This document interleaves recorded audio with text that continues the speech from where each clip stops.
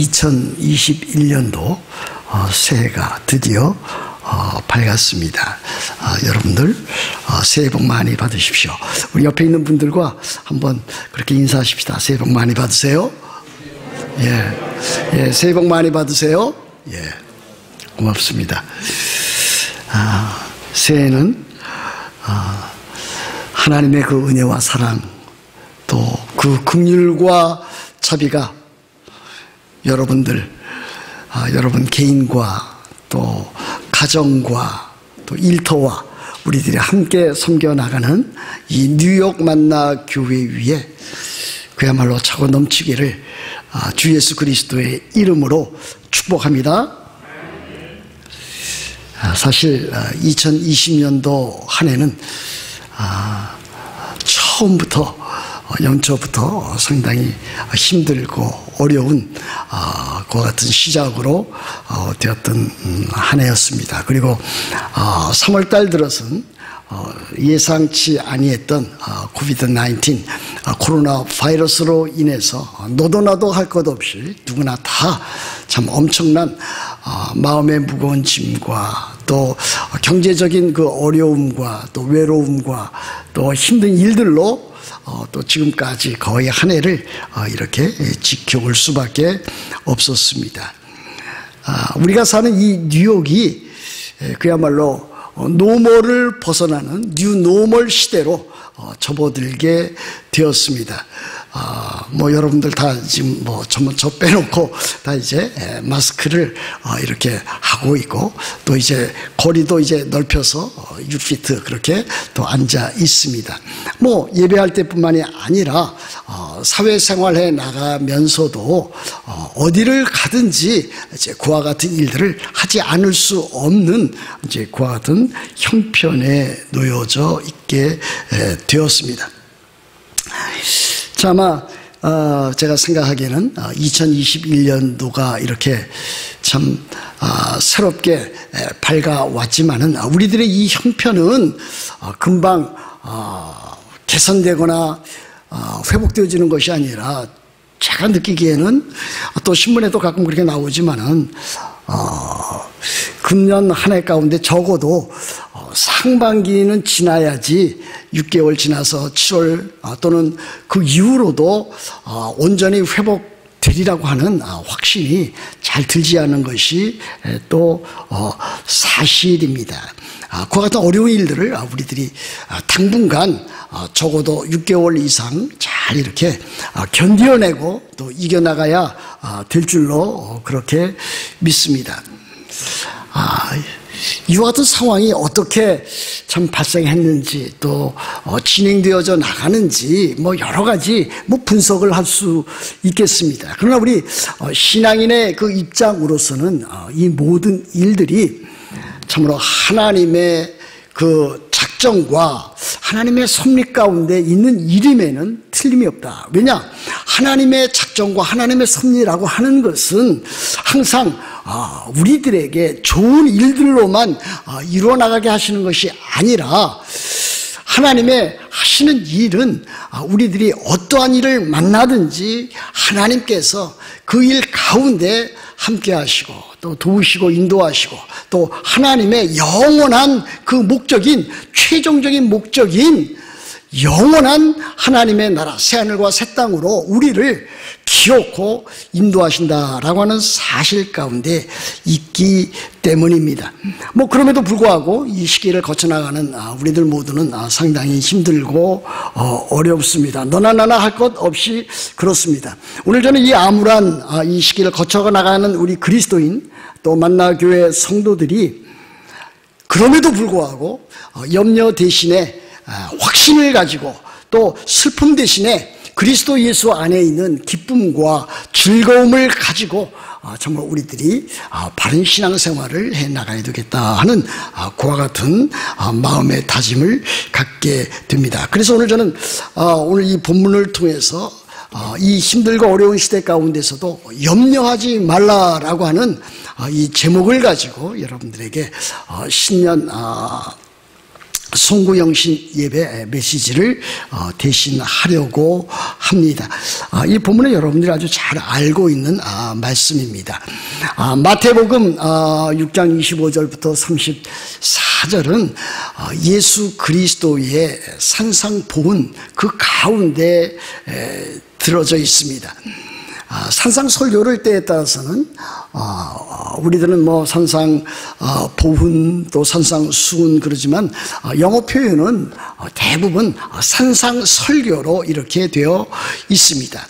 뭐 산상보훈이라고 부르든지 산상설교로 부르든지 이 가운데 정말 우리 주님께서는 무엇을 말씀하고 계시는가, 오늘 살아가는 우리들에게 무엇을 말씀하고 계시는가, 이것을 우리들이 살펴보아야 될 줄 압니다.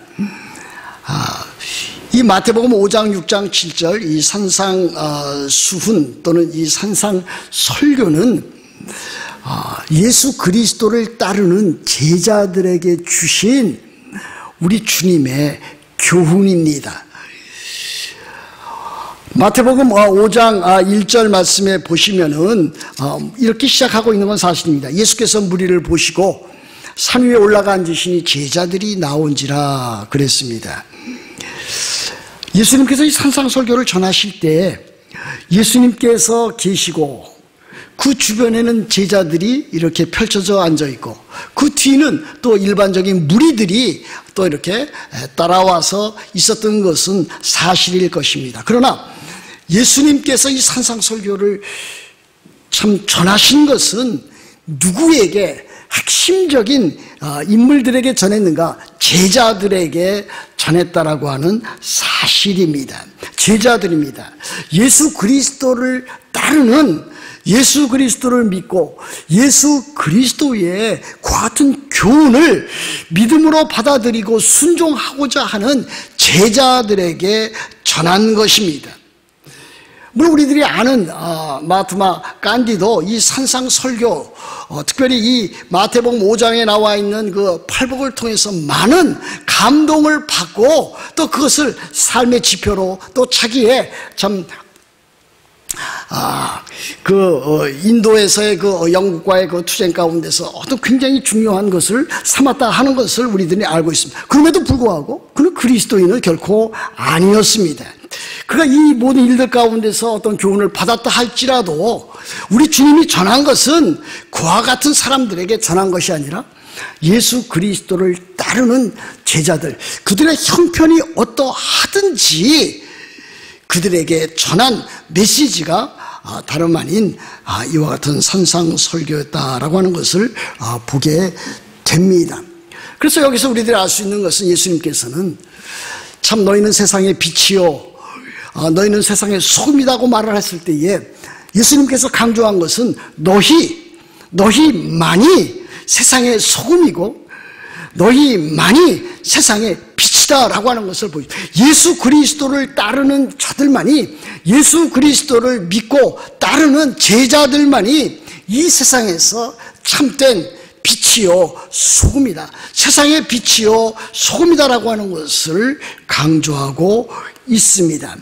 그러므로 우리들은 그 당시에 예수님께서 그의 제자들에게 이와 같은 메시지를 전했지만은 오늘을 사는 우리들에게도 동일하게 너희만이 세상의 빛이요 세상의 소금이라고 가르치고 있다라고 하는 것을 우리들은 마음에 새겨야 될 것입니다.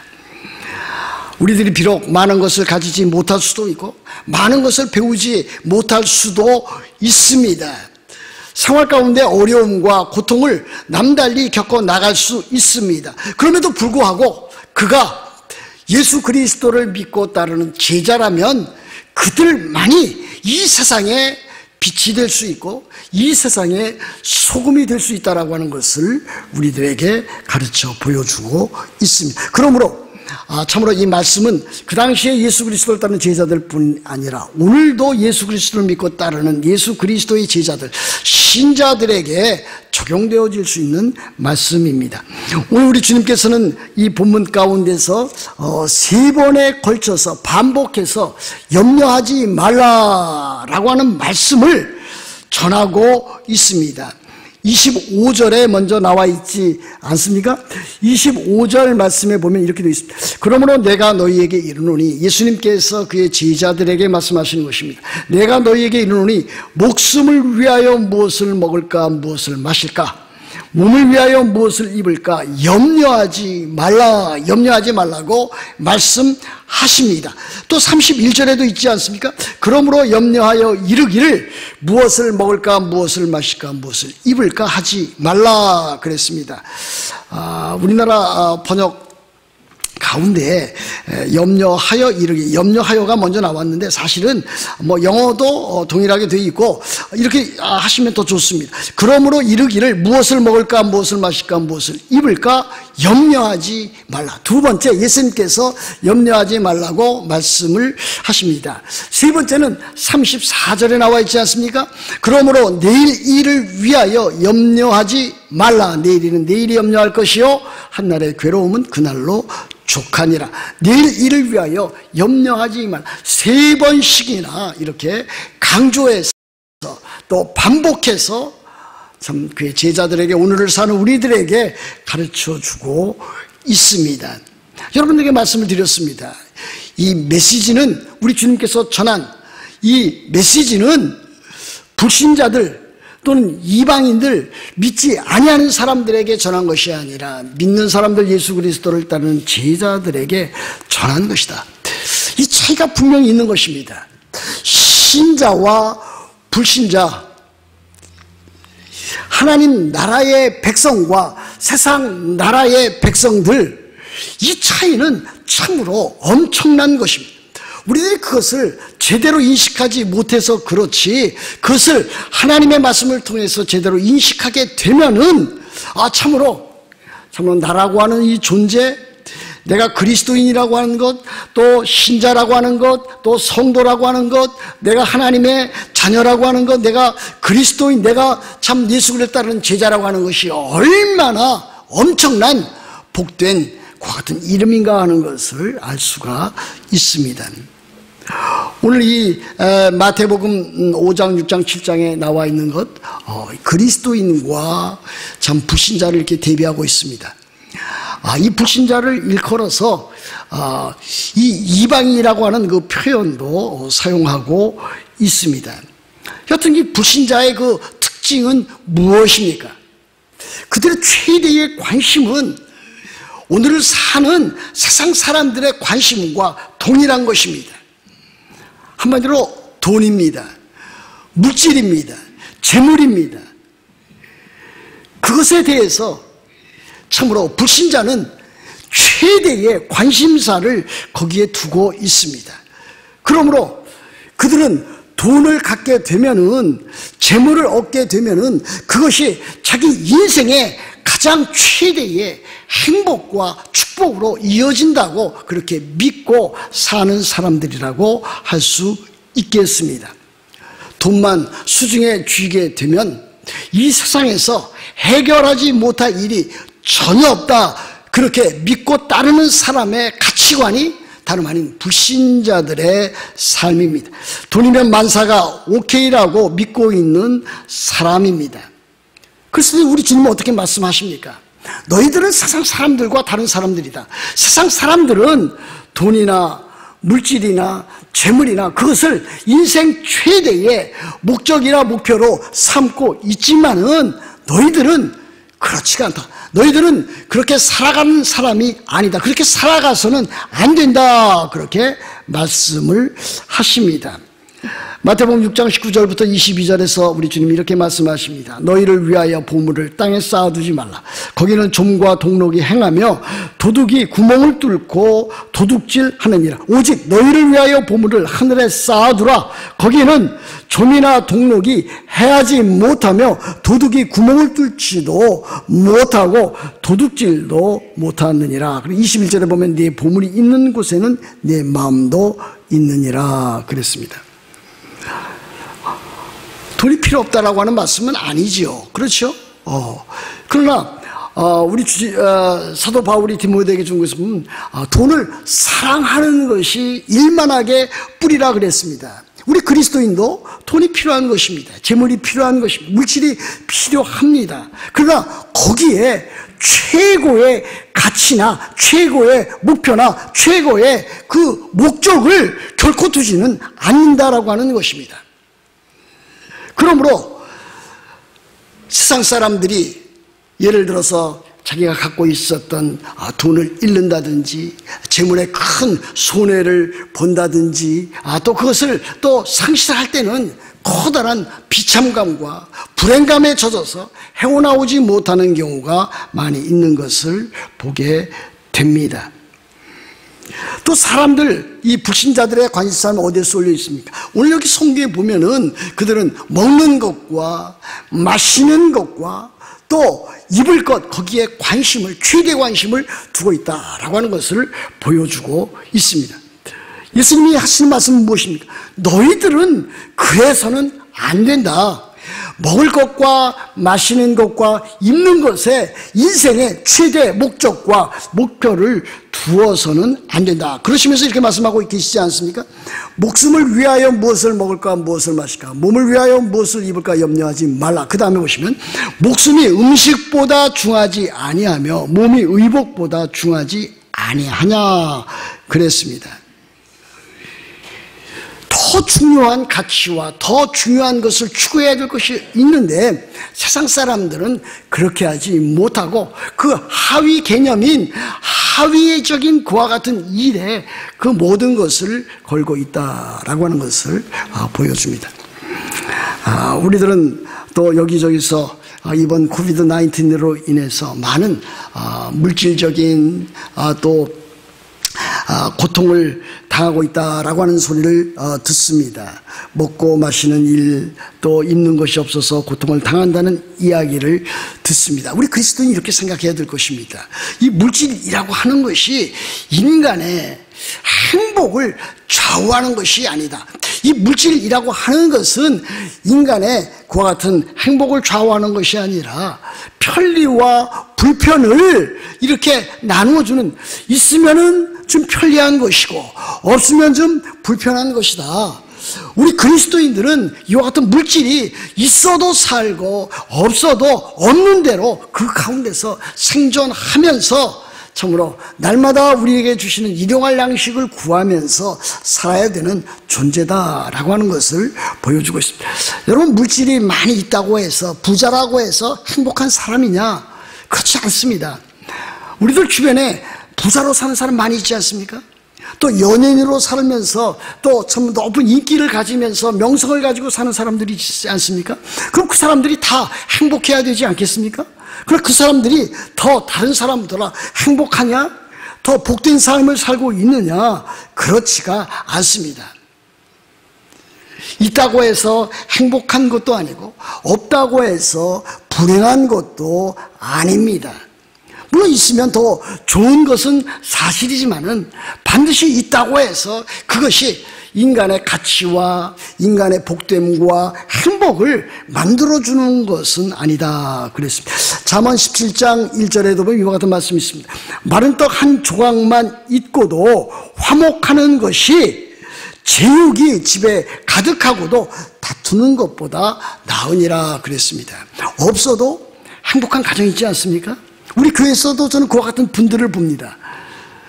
어렵습니다. 생활이 참 어렵습니다. 하는 일들이 참으로 여러 가지 일들로 인해서 어려움을 갖습니다. 그러나 그 가정의 행복을 봅니다.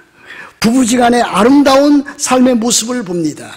또 자녀들이 또 부모의 그와 같은 참 신앙생활을 통해서 잘 성장하고 있는 모습도 보게 됩니다. 그러므로 우리들은 이와 같은 물질 문제에 있어서 잘 우리들이 참 하나님의 뜻을 발견해 나가야 되리라고 믿습니다. 오늘 여기서 우리들이 참 우리 주님께서 말씀하시는 것이 무엇입니까? 염려하지 말라 그랬습니다.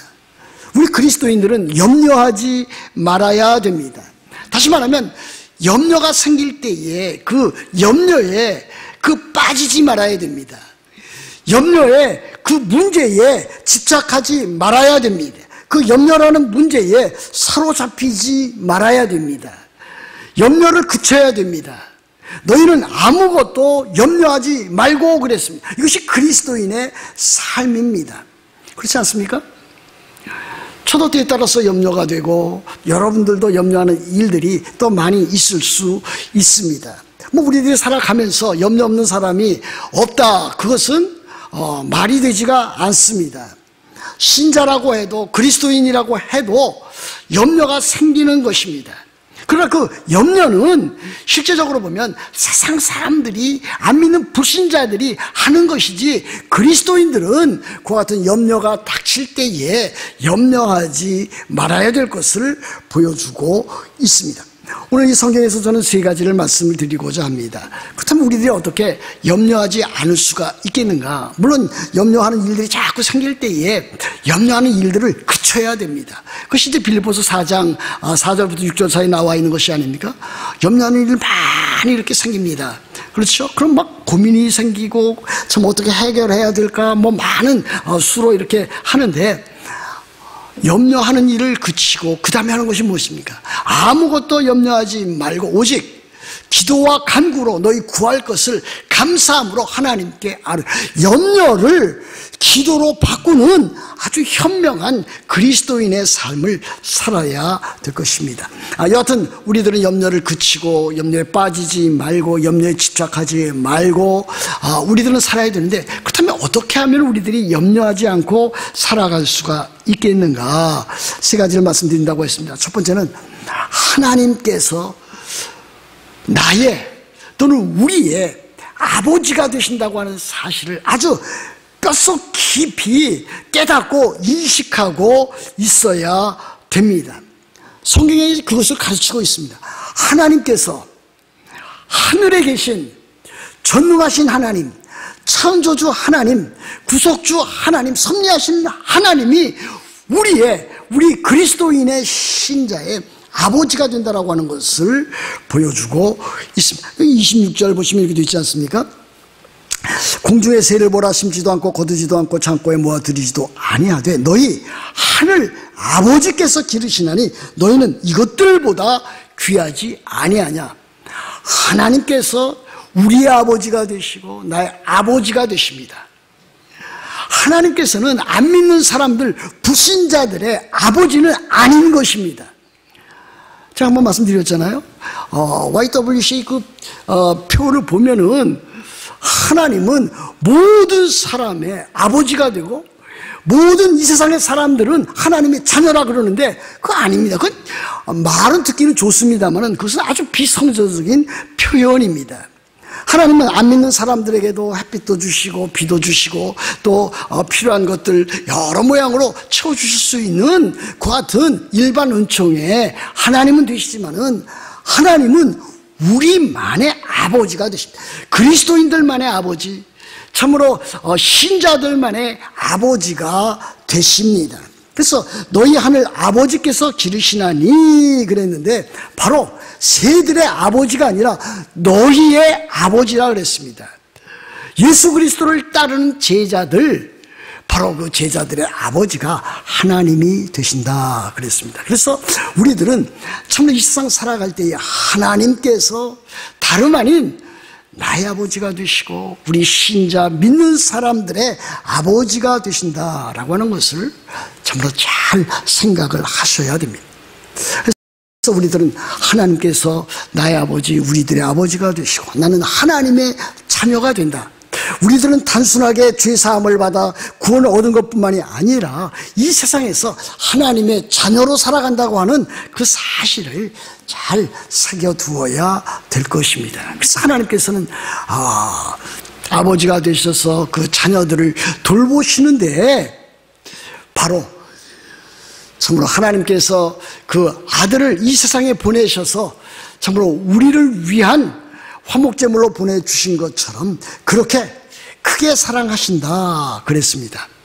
그 하나님께서 공중의 새도 기르시고 또 들의 백합화도 참으로 그렇게 기르시는데 꾸덕 피게 하시는데 그렇다면 참된 사랑이 대상이 되는 하나님의 자녀인 우리들을 얼마나 그렇게 사랑하시겠는가 하는 것이 바로 오늘 본문에 나와 있는 그와 같은 것입니다. 가끔 제가 인용하는 성경 구절이 있지 않습니까? 로마서 8장 28절입니다. 우리가 알거니와 하나님을 사랑하는 자 곧 그 뜻대로 부르심을 입은 자들에게는 모든 것이 합력하여 선을 이루느니라 그랬습니다. 우리도 그것을 믿고 사는 것입니다. 뭐 그리스도인이라고 해서 때에 따라서 병들고 아프고 사고도 만나고 참으로 이 세상에서 여러 가지 많은 참으로 인생의 괴로운 것을 우리들이 만납니다. 그러나 우리들이 알기에, 신자들이 알기에 참으로 하나님의 사랑을 받고 하나님을 사랑하는 자는 모든 것이 합력해서 선을 이룬다라고 하는 것입니다.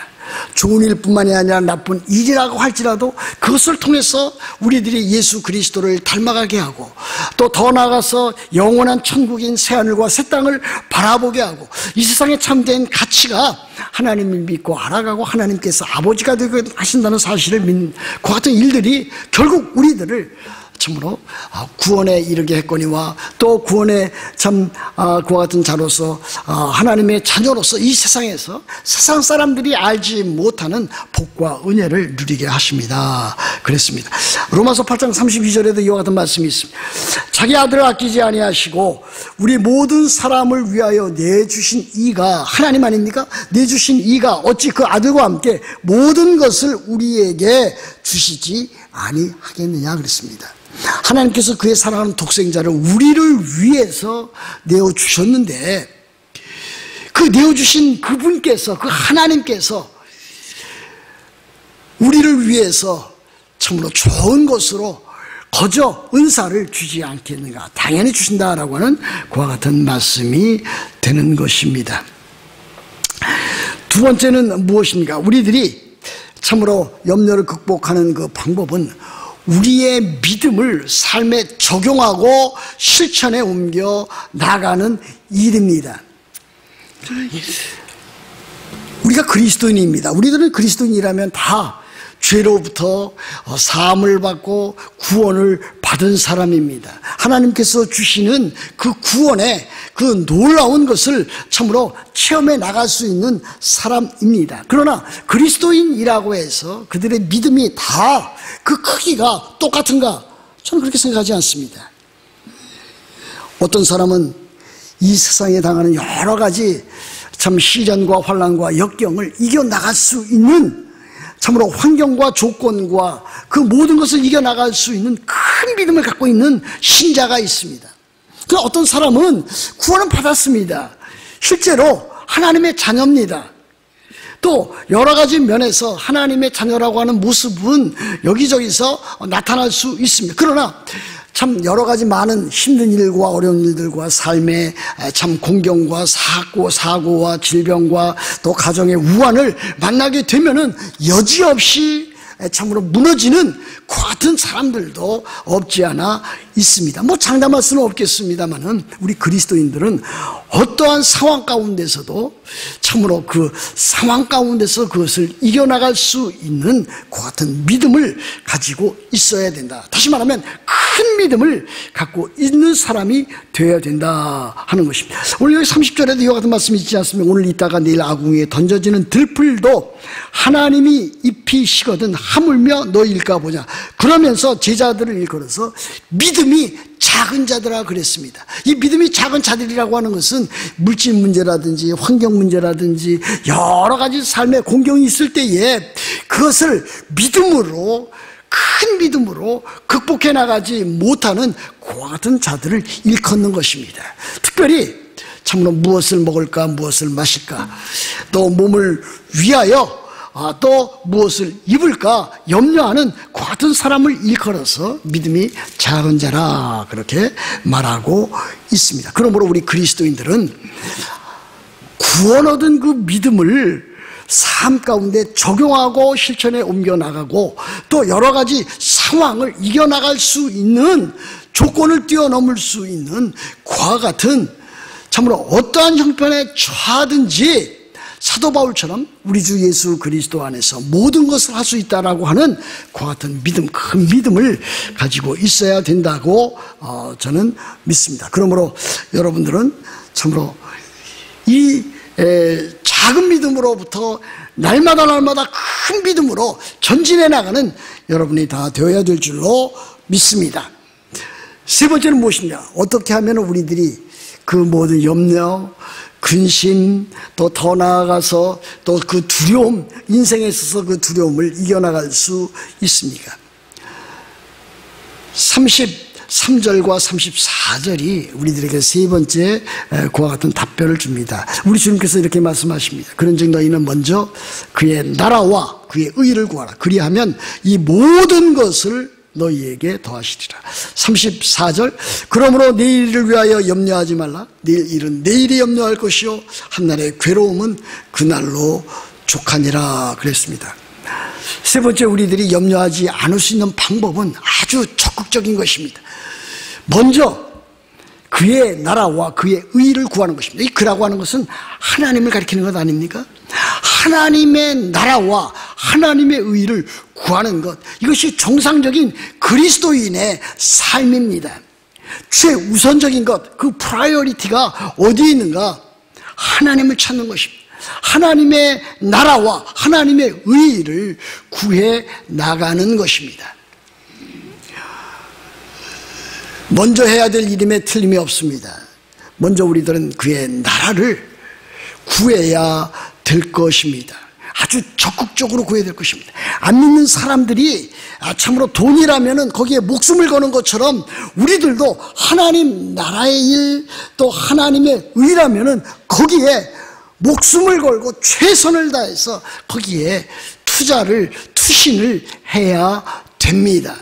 그렇지 않습니까? 이 세상에서 참으로 인생의 보람을 느끼는 사람은 바로 이와 같은 목적과 목표를 두고서 살아가는 사람입니다. 그러면 우리 그리스도인은 하나님의 나라와 하나님의 의를 구하는 사람이 되어야 됩니다. 하나님의 나라는 무엇입니까? 아주 기본적인 것은 나라의 3요소가 있지 않습니까? 우리 초등학교 때 다 배운 겁니다. 나라의 3요소는 영토가 있어야 됩니다. 땅입니다. 또 뭐가 있어야 됩니까? 사람, 백성이 있어야 됩니다. 국민이 있어야 됩니다. 세 번째는 무엇입니까? 주권이 있어야 됩니다. 통치자가 누군가, 통치권이 누구에게 있는가. 물론 민주주의 국가에서는 그 통치권이 주권 재민에 있다, 그렇게 말을 합니다. 그러나 우리들은 무엇을 말해야 됩니까? 우리들은 그 통치권, 그 주권이 하나님께 달려있다. 하나님께서 지금도 우리를 다스려 주시고 통치하시고 우리를 참으로 영원한 하나님의 나라로 걸음걸음 인도하시는 분이시다. 그러므로 우리들은 살아가면서 하나님의 다른 것도 중요하지만은 가장 중요한 하나님의 주권과 하나님의 그 통치를, 하나님의 그 다스림을 우리들은 늘 추구하면서 살아가야 됩니다. 하나님은 왕이십니다. 하나님은 창조주 되십니다. 하나님은 구속주가 되십니다. 하나님은 모든 것을 다 하실 수 있는 분이십니다. 그것을 인정하면서 한 걸음 한 걸음 우리들은 나아가게 되는 거예요. 이것이 곧 하나님의 나라를 구하는 것입니다. 이 세상에서도 우리들은 하나님의 나라를 구하면서 살아갑니다. 그러나 또 우리들에게는 영원한 하나님의 나라가 있지 않습니까? 천국이 있지 않습니까? 우리들이 죽어서 가는 그 나라일 뿐만이 아니라 우리 지금 영광스럽게 재림하실 때에 우리들이 가는 그 나라가 아닙니까? 바로 그 나라를 우리들은 이 세상 살면서 그것을 찾고 구해야 된다. 우리들이 이 세상 살면서 많은 어려움을 겪습니다. 어려움을 겪을 때마다, 질병이나 사고나 아픔과 고통이 있을 때마다 우리들이 깨달아 아는 것은 무엇입니까? 우리가 사는 이 세상이 이게 전부가 아니다. 우리 그리스도인들에게는 우리 주님께서 다시 재림하시면 그 있을 영원한 하나님의 나라, 완성된 하나님의 나라가 우리들에게 주어질 것이다.